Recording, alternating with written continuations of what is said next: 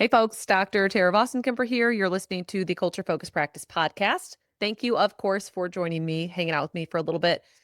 So, if marketing in your practice, I'm saying this to you, but I'm also saying this for myself, obviously, has or does feel inconsistent or unclear or just overly dependent on you, it might not be a strategy problem. It might actually be an ownership problem. So, we're going to talk today about why marketing breaks down without clear ownership. And I'm going to do this a little bit different than normal. So, I'm kind of blending episode styles, I should say. I'll do some agendaed, here's a point, here's a point, here's another point. But I'm also going to pepper them in with some kind of like owner's room style questions. It's really alive for me right now, this whole concept. For me, it's like both. Like there's this content educational component, but there's also very real and loud in my system. So I basically said, what the fuck? Let's just do both. We do have 3 items on the agenda. First is marketing without ownership, which we're just going to talk about this. Second is what this role actually owns. And when I say this role, I mean a marketing strategist role.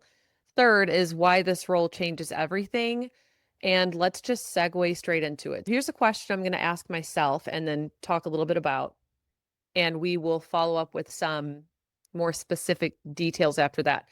So, question to myself, and maybe for you to reflect on for yourself as well. Where is marketing still shared instead of owned? This was the start of all of it, of this whole sort of deep dive, I guess, into marketing as like a system and who owns what metrics and what goes where and how are we maintaining it. Marketing for us is still shared everywhere. Like nobody is owning it clearly. There are a variety of marketing related things that are happening. My initial thought was that I would condense down our marketing system and then pass it to our integrator. And the integrator would be the one sort of pulling triggers on things that are happening.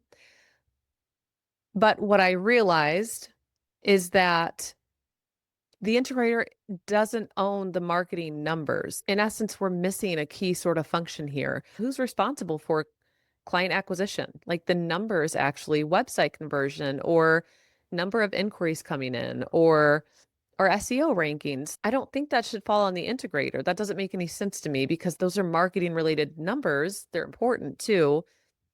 But that would mean that the whole responsibility of marketing falls under the integrator.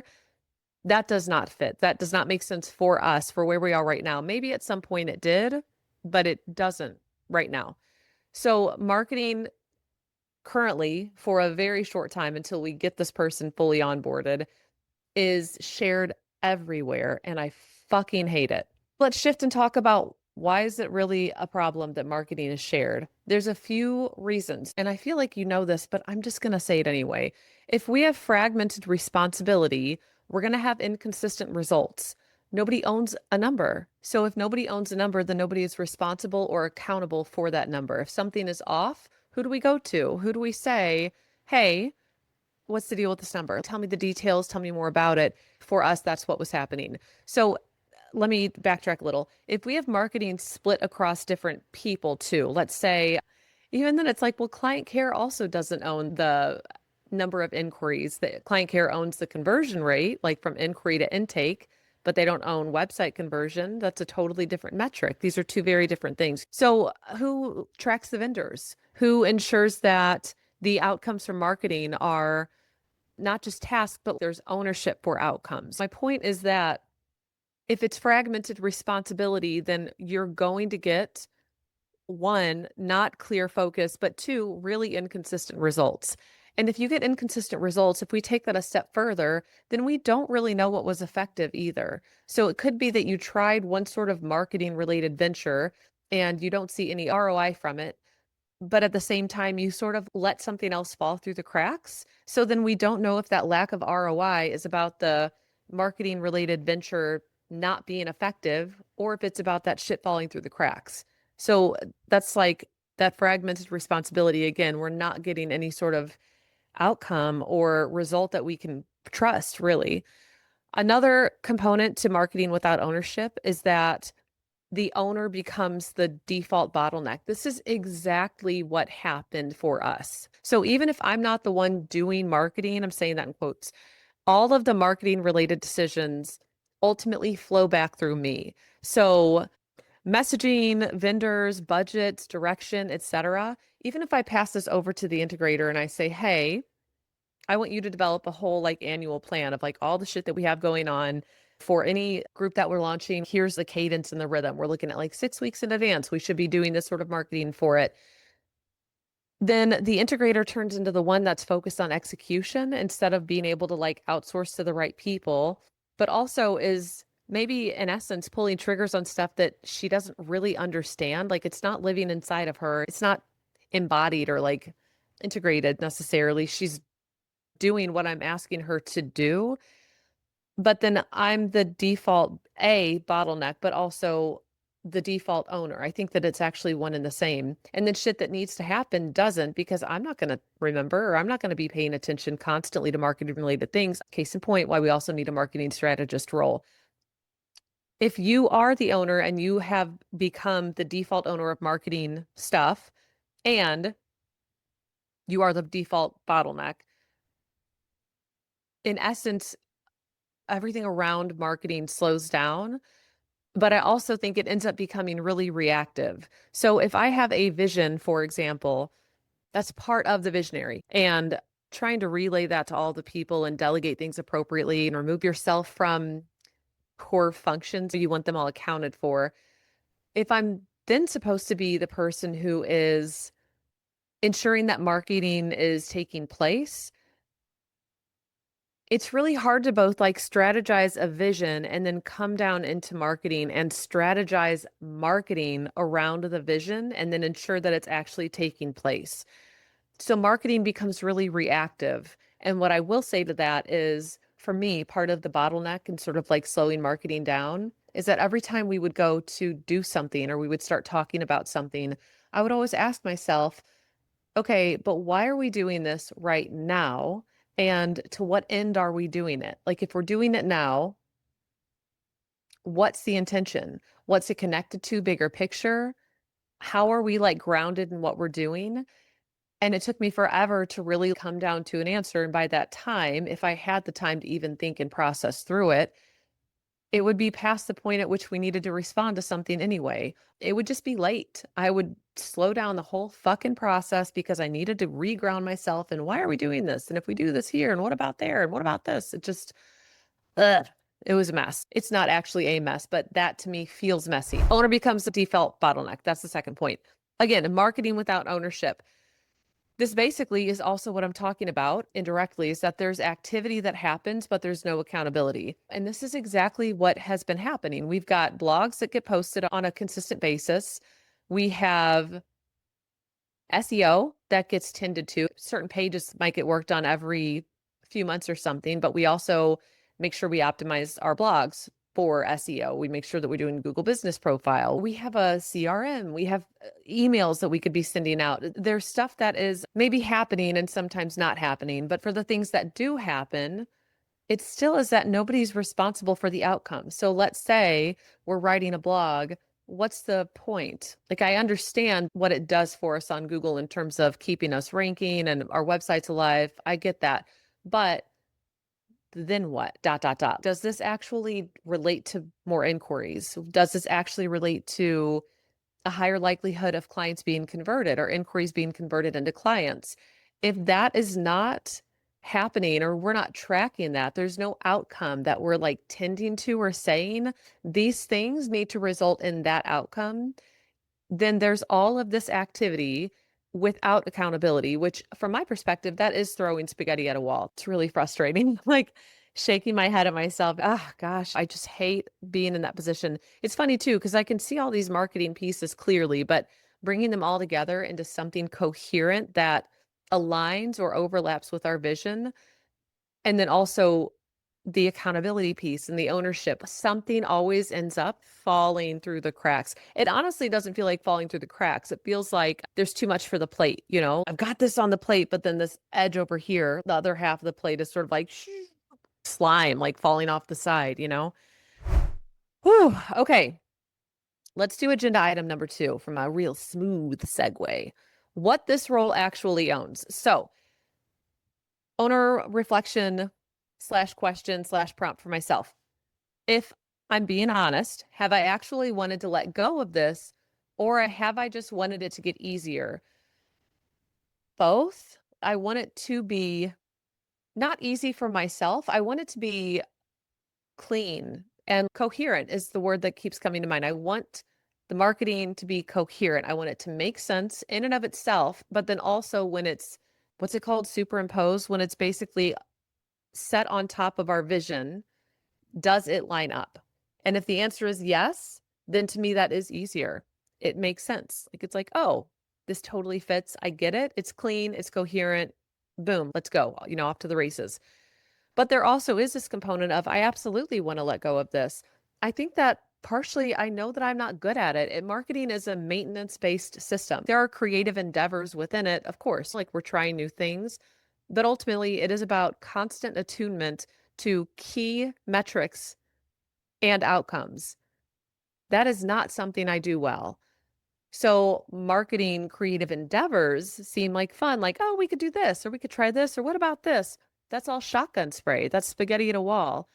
The constant attunement, the constant attention to metrics and outcomes, y'all know that's the shit I don't fucking do well. I feel like that for me is like tried and true visionary. I'm not going to maintain this. I actually wonder what people think about this. I think that people who aren't visionary, at least in some form or fashion, or maybe they're not close to somebody who's more visionary. I wonder if people don't really understand how it feels for somebody who is more visionary to be tasked with an ongoing maintenance-based system.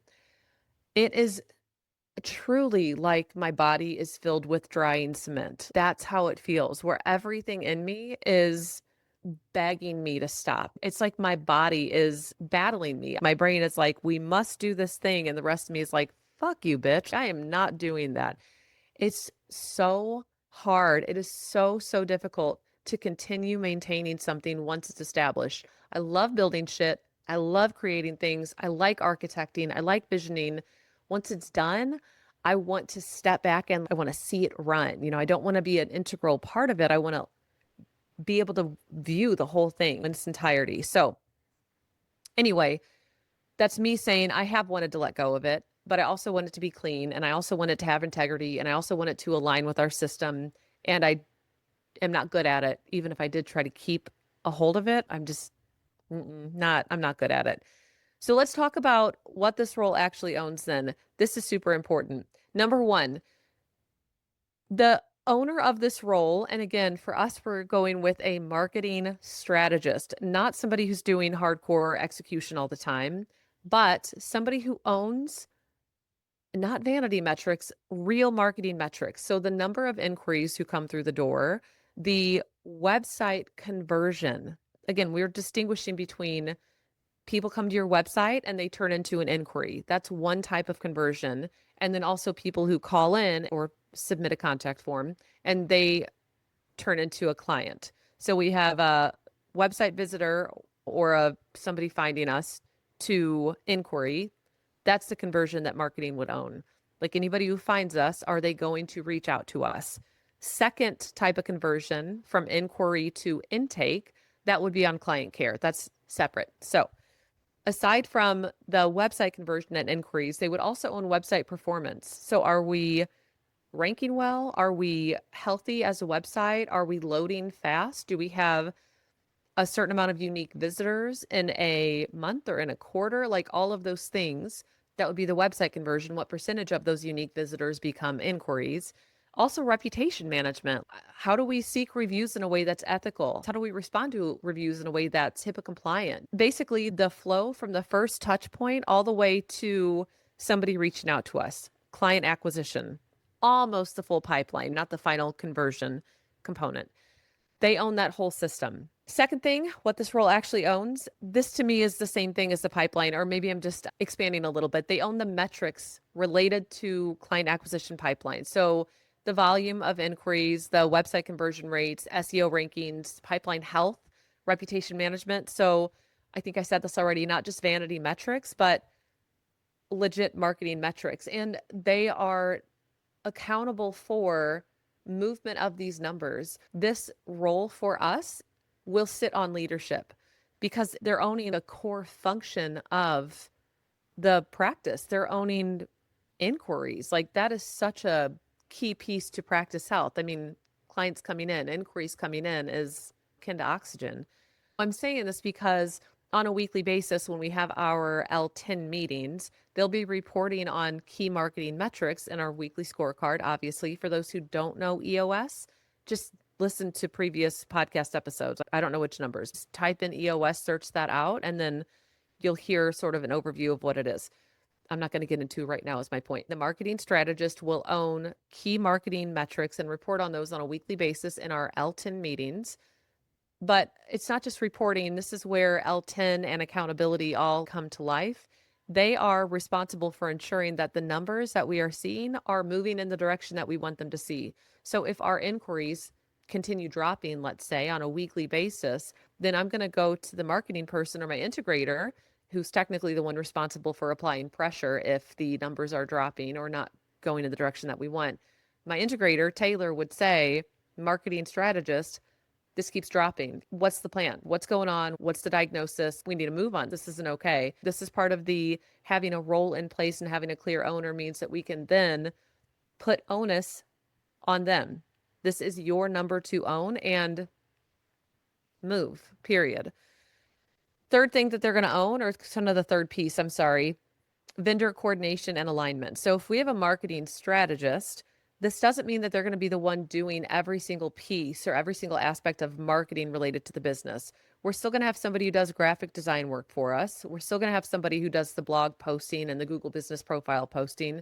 We're still going to have somebody who does website updates. We're still going to have somebody who does SEO work, but the marketing strategist will coordinate all of those efforts. So they're going to say, SEO person, we're going to push these 2 pages. I want you to optimize these 2 pages. Blog people, we want you to write posts related to this, tie it back to these pages. Digital person, we're going to have you do this. Graphic design, we need you to do this. They're going to coordinate all of those efforts, and it's all going to be ideally in accordance with the vision, and also still keeping track of the metrics and like the intended outcomes of those efforts. I'm going to keep going. That was agenda item number 2.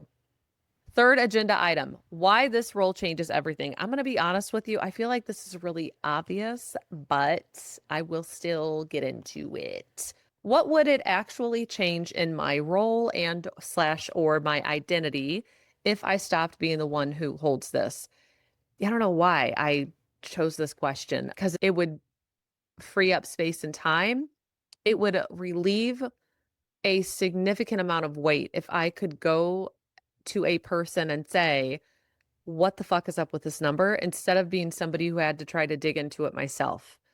It would be relieving. Like I would feel like somebody was helping carry the weight of this thing, who also was better able to carry it. It's sort of like, in those strongman competitions, they got to pick up those giant fucking boulders. They practice doing that. They squat down, they grab it, they like hoist it up, and then they hoist it up more, and then they have to set it on top of that giant platform. Those guys are wild. It's so wild to see them. They are able to do that because of the ways in which they train and practice. I might have somebody doing, let's say, gymnastics or like calisthenics or just general weightlifting. They would not be able to do the same thing, but they're also super fucking strong. So I might say, a strong man's not going to be able to hold a handstand and walk on his hands, or maybe he can't do the hanging rings, where he like puts his arms out to his side and then brings himself up. They might not be able to do that like a gymnast could. My point is that training in your specific area makes you good at doing something specific. And so for me, that feels relieving. I don't want to be good at this. I know enough to be dangerous with it, where it's like, we could do this. I could do this. I understand that. That doesn't make me good at it. That doesn't mean that I'm actually good at doing marketing related things. And it for sure doesn't mean that I own it well, because I don't. And by own, I mean take accountability for the metrics. Like ultimately, yes, they follow me because the default owner is me. Owner is the default, including the default bottleneck. but I'm not owning them well. I'm not holding myself accountable. So if I stop being the one who holds this, it would feel relieving to me. The change in my role would be, I almost said insignificant. That was the first word that popped in my head. I guess I meant insignificant, like letting go of this doesn't feel like a big ask. It feels great. I would love to like pass it over. I'm ready to pass that torch because the torch is like sputtering out. But the other piece is that it would honestly free me up to be more visionary. I think that's the other component to this, is that it doesn't just provide relief in the way where I'm like, oh, thank God I don't want to carry this. I'm not doing it well. But it also allows me to step more into the visionary role, do more things that are like direction focused and culture focused. And I always think about the queen ant from the harvester ants, where the pheromones sort of set the intention for the colony. It's not like they're micromanaging all of the movement, but they're like emitting this pheromone that says this colony is stable and healthy. I'm sure there's so much more to it than that. The more I can focus on being visionary, the more I can focus my pheromones, metaphorically, on the health of the colony and not just, we need to get marketing metrics in alignment. We need to focus more here. I don't want that frantic energy going anywhere. It needs to live in the appropriate place. So it would be relieving and it would help me step more into the visionary role. Okay, let's get into a few more logistics about this though. Why this role changes everything. One, it moves marketing from task-based to outcome-based. Instead of we're doing marketing, we're going to try this, it becomes this person, the marketing strategist, owns marketing metrics and whether or not marketing is working. God, even saying that out loud is hell yes. So great. Oh my goodness. So incredible. That shift in and of itself changes everything, all of the behavior across the system. My integrator gets to be more clearly herself. My client care worries less about inquiries and more about conversion. My DCO is now focused more on utilization and more on session numbers rather than we need more clients coming in. Everybody gets a hit of relief. And I think especially for my integrator too, and of course for visionary, which we just talked about, she also gets to step more fully into an integrator role, which is staying in tune with the core functions of the business and ensuring that everything is running effectively. Second thing, it removes the owner from operational decision making. I don't have anything to do with marketing decisions then. Let's say we sit down at the beginning of each year and we, of course, on a quarterly basis, we review our vision/traction organizer, or our VTO. That's another EOS concept. Again, if you haven't listened to previous episodes about EOS, please do. But on an annual basis, also, we are taking 2 days to set the vision. We're doing vision planning, which also includes updating the VTO. So when that VTO is established, and let's say we have a budget set for marketing, and let's say the marketing person knows we have this plan for quarter 3, we want this in quarter 4. From that point on, they're basically the one deciding when we pull the trigger for what we should try next. They're saying, well, let's do A/B testing with this. How about we try this marketing campaign instead? We should be starting this. They get to decide. And if the numbers are moving in the direction that we want them to, that's exactly what we're wanting. We want the numbers to be moving. But there's also the integrator that's a part of it, and the visionary that's responsible for, of course, like setting the full vision. So marketing doesn't exist outside of the system. It exists within the system, but there's ownership. There's decisions. That's like fully delegating, not delegating a task, but you're delegating ownership of this whole role, which includes all of the functions that we talked about. And then thus removes the owner. Sorry, to get back to the main point of that. Lastly, if we're thinking about why this role changes everything, it protects and scales the system.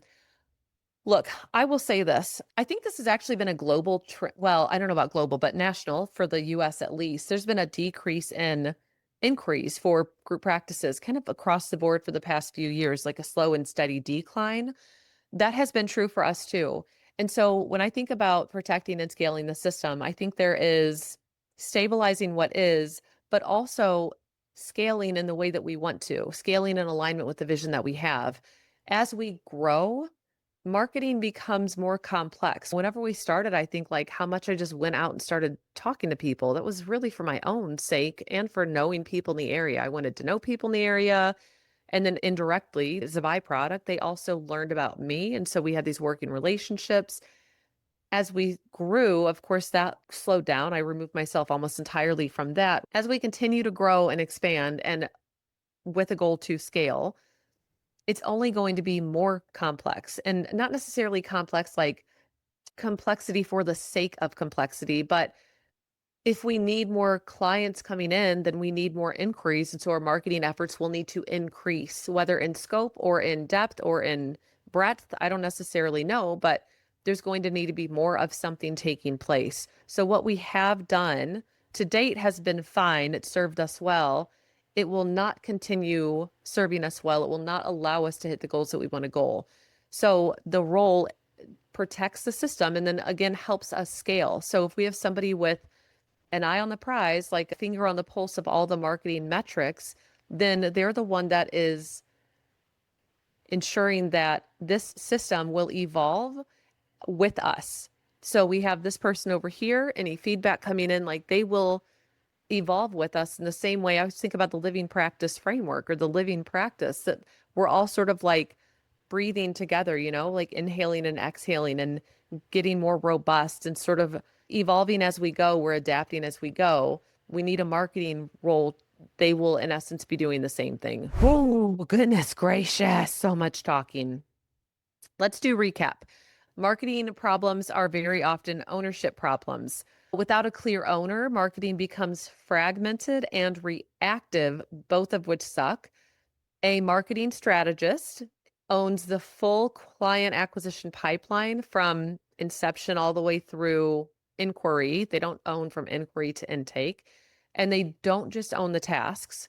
The marketing strategist role shifts marketing from activity to accountability through ownership, and they free the visionary from being the bottleneck. Praise Jesus. That is so incredible. I think that's all. That's really it, honestly, for the rest of this. I want to say thank you for being here with me. Thank you for being a part of my podcast ecosystem. Two things. One is I have a download for you if you don't have it already. I mentioned the living practice framework. You can read more about it, and there's a little video and there's a framework at taravossenkemper.com/living-practice-framework-overview. That link is in the description if you don't want to type it all out. Second thing, subscribe to the podcast. Not only are you able to catch new episodes as they drop and find old episodes if you want to re-listen, but also you help more people find it who need to hear it. So great seeing you, and thanks for being here, and I'll see you on the next episode. Thanks. Bye.